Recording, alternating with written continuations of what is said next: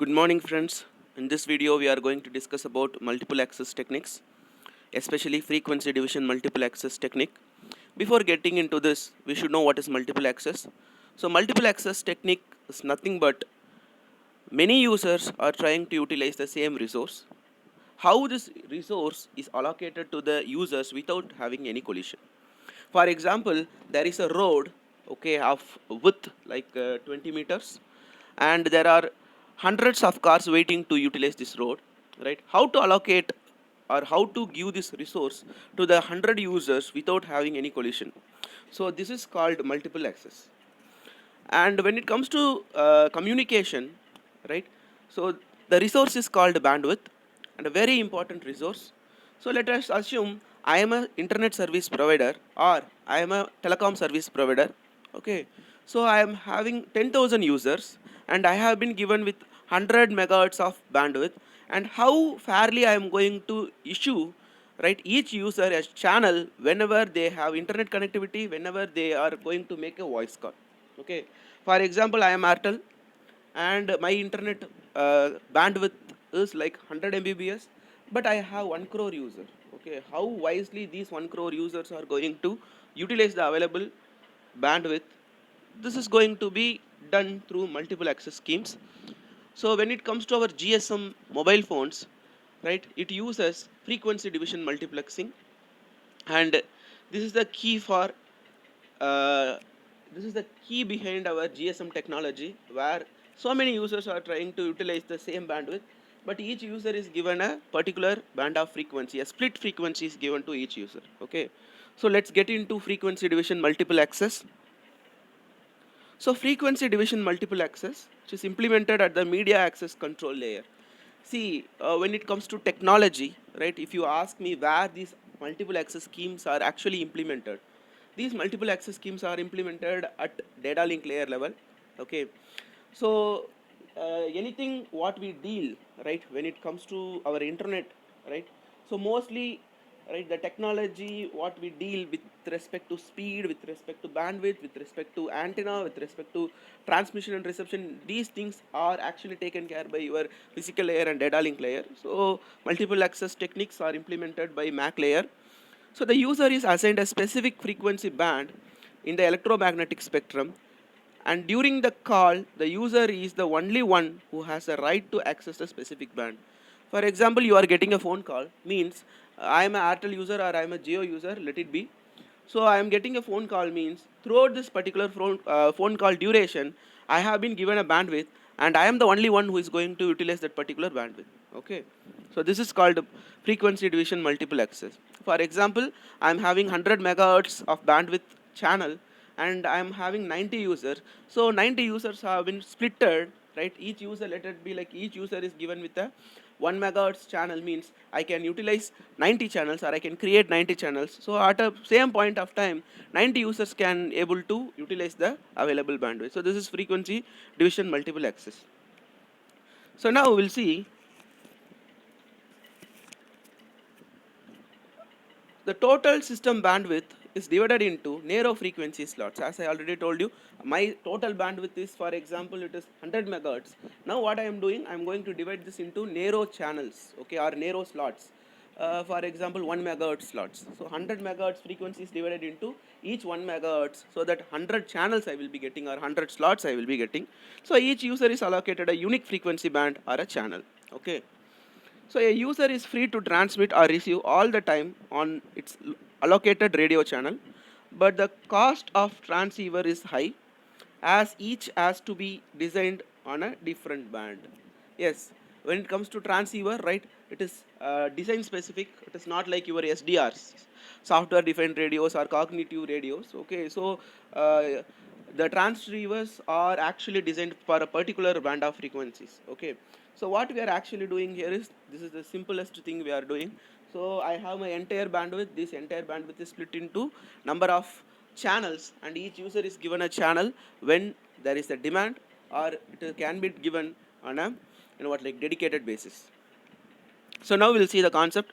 So in this diagram you can see, right, there are two diagrams here, how this FDMA frequency slots are divided, and how the spectrum is divided. You can see this.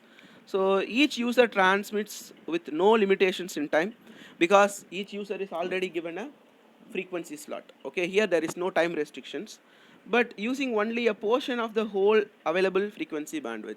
See, here you cannot access the entire bandwidth, right? You will be given up with a limited bandwidth facility. And different users are separated in frequency domain. It means what? Each user is going to be separated in frequency domain. For example, I am having 4 persons: person A, person B, person C, and D, right? If the person A is actually using a frequency slot like 10 megahertz, and person B is using a frequency slot which is placed at the mid of your bandwidth, like 40 to 50, and the last user is utilizing the band of 90 to 100, but each are going to have the same amount of frequency but in a different position. Okay, so in this diagram you can see, right, the left hand side, right, you can see a diagram, okay, where all the frequency slots have been stacked. Okay, it is distributed, right, and each user is given with a frequency slot. The right hand side you can see, right, it's a spectral allocation where you can find different frequency slots, right? So user 1 will be given with one frequency slot, user 2 will be given with another frequency slot, user 3 will be given with another frequency slot. Otherwise I can say spectrum of frequencies. Okay, so this is what is given in this particular diagram. And FDMA uses something called a concept called guard frequencies in order to avoid inter-symbol interference, okay, or any type of interference. Okay, so what I used to do is I used to allocate a dedicated frequency band in between two subsequent user frequencies in order to protect these frequencies getting interfered with each other. Okay, so for example, the user 1 is going to use the first 10 megahertz frequency. After user 1, right, user 2 is going to use the frequencies after 10. It means like the user 2 will not be given frequencies from 11 to 20. Instead, there will be 1 megahertz or 0.5 megahertz of separation is given. Okay, so this separation is called guard frequency. Okay, so it will guard channel 1 and channel 2 getting interfere with each other. Okay, so there is a formula given to calculate the number of channels in FDM. Okay, so if we are going to calculate the number of channels, right, n, keep number of channels as n, means which is given by bandwidth, total bandwidth minus 2 guard bands divided by bandwidth of the channel. Okay, so B total will be the total system bandwidth. B guard will be the guard band I already told you at the edge, which is going to protect user 1 and user 2. And BCH is the single radio channel bandwidth. Then the number of channels in the FDM system, N, is given by B total minus 2 B guard frequency divided by B channel. Okay, so this is the number of channels that we can make from an FDMA system. And we'll take an example here. So what I have here is like I am having here I can see like I am having the total bandwidth. Okay, I want to calculate N. Okay, so it will be like yes.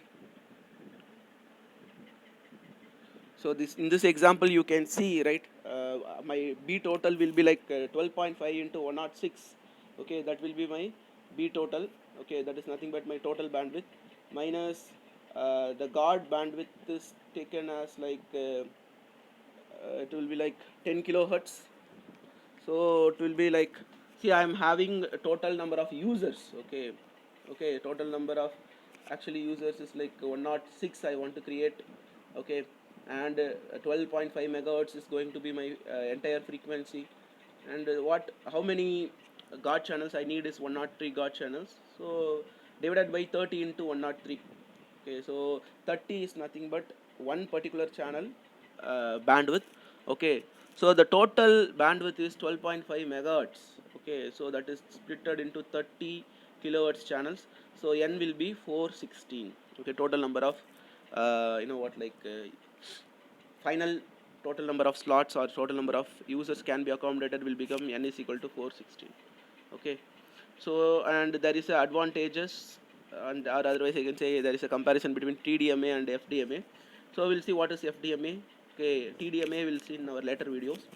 So frequency division is very simple. All transmitters are sharing the medium, have the output power spectrum in non-overlapping band. See, it's a very important advantage of frequency division multiplexing, right? The spectrum is not going to fall in overlapping bands, it is going to fall under non-overlapping bands. We'll talk about TDMA. Okay, many of the problems experienced in TDMA is due to different propagation delays are eliminated in FDMA. See, TDMA is a very older method and considered as a cheap method. Okay, so there was problems with TDMA. These problems have been overcame with the help of FDMA. So the major disadvantage of FDMA is the relative expensiveness, and it is little complicated, and band pass filters are most oftenly required. So the entire setup of FDMA is a little more costly. Okay, but TDMA is realized as a cheap, technique, and also the logics are little cheap. And the last one is another disadvantage when it comes to FDMA is it need strict linearity requirement of the medium. That is very very important point.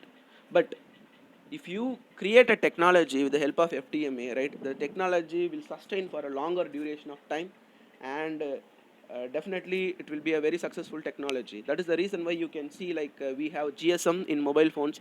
The GSM is a very successful technology for mobile phone manufacturers and telecom providers.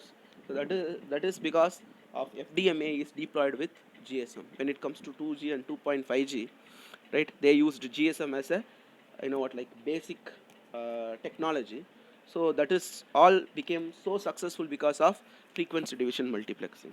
Okay, so that's all friends, that's it about FDMA.